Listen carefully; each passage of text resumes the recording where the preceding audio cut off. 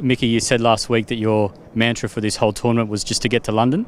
You're in London. Can you actually believe it after what happened about 10 days ago? To be honest, I can't. To bounce back and dust ourselves off after that first game against India has been phenomenal. I'm extremely proud of the boys, coaching staff, management structure, everything, because it's really been a collective effort. And we kept believing, because we knew we had done the work and we knew we had prepared. So we kept believing that was going to be okay for us. We used getting to London as a mantra for us for the tournament, because all our warm-up games, everything, we didn't get to London. We wanted to get to London, we've made it to London, and now we've got one step further to go.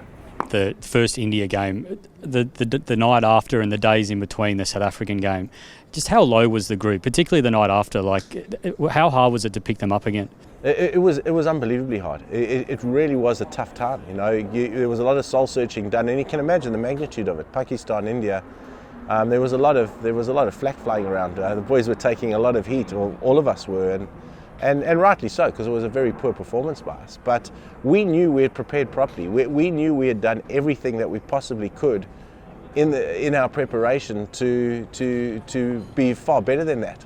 We knew that was an aberration, and it was just giving the boys the belief that was just an aberration, and that they just needed to stick to what they had done and stick to what they know, and we'd be okay.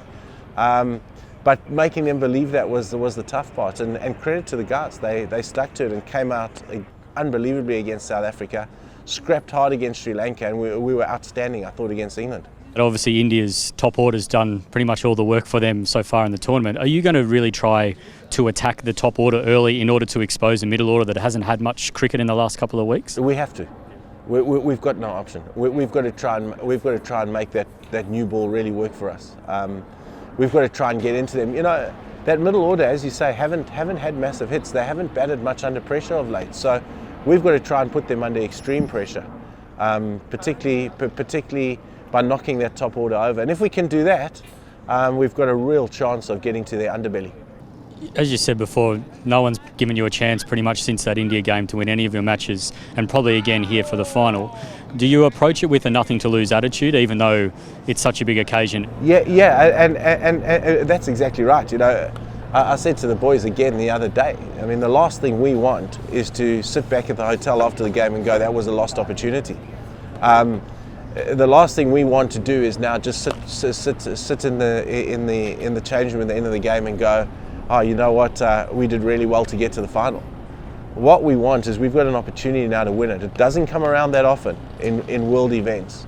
There's a lot of countries that haven't got to where we've got to. We've got to embrace it, and we've got to go and win it. No regrets on Sunday.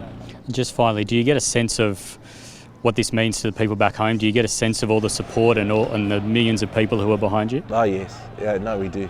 It's incredibly passionate. It is really, really passionate in Pakistan at the moment, and it's you kind of either a hero or a pauper. There's nothing in between. But right now, the country is very proud of these cricketers, and so rightly so.